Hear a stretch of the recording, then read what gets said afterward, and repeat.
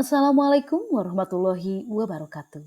Bapak, miwah ibu, hadirin sadayana hormatun simkuring, langkung tipayun, sumangga urang nyanggakeun puji sinareng syukur ka Allah Subhanahu wa taala. Rehna dina danget ieu urang sadayana tiasa ngempel ngariung di ieu patepatan.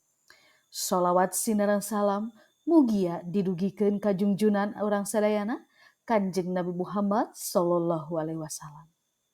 Ka keluargina, ka para sahabatna, sareng urang ka jalmi-jalmi anu tumut kamanten. Salajengna, simkuring ngahaturkeun nuhung ka Bapak miwah Ibu kali hadirin sadayana anu parantos kersa ngasumpingan kana ieu acara.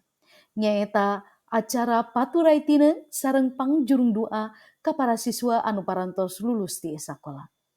Pamugi ieu acara teh aya dina ridho sareng barokah ti Allah Subhanahu wa taala. Amin amin ya robbal alamin. Sumangga ieu acara urang buka sesarengan kumaoskeun basmalah. Bismillahirrohmanirrohim.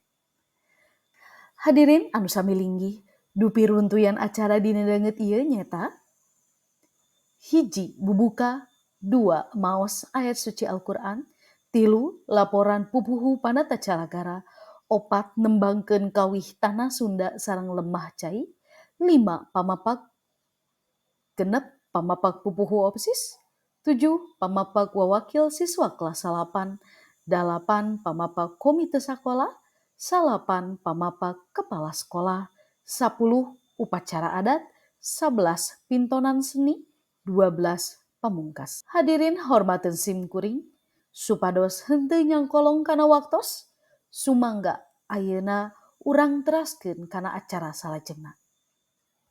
Nyaeta maos ayat suci Al-Quran anu bade didugikeun ku saderek Nur Hasanah sareng sari tilawah ku saderek Asep Saipudin. Sumangga dihaturanan. Parantos ka kupingku urang sadayana galindengna ayat suci Al-Quran sareng sari tilawah. Mugi-mugi urang sadayana aya dina panangtayungan mantenna. Amin ya robbal alamin. Bapak sareng Ibu hormateun simkuring, mangga urang lajengkeun kana acara nu salajengna nyaeta pamapak ti Bapak Kepala SMPN Hiji Tanjung Layung, Bapak Tedi Aksara SPD MMPD, sumangga Bapak Kepala dihaturanan. Para wargi sadayana, alhamdulillah sadaya runtuyan acara parantos kacaturkeun kalawan lulus banglus. Upami tea mah seueur kakirangan sareng aya kekecapan anu kirang nyugemakeun kana manah, simkuring salaku wakil ti panata calagara nyuhunkeun dihapunten. Hatur nuhun ka sadaya pihak anu parantos ngarojong kana ieu acara.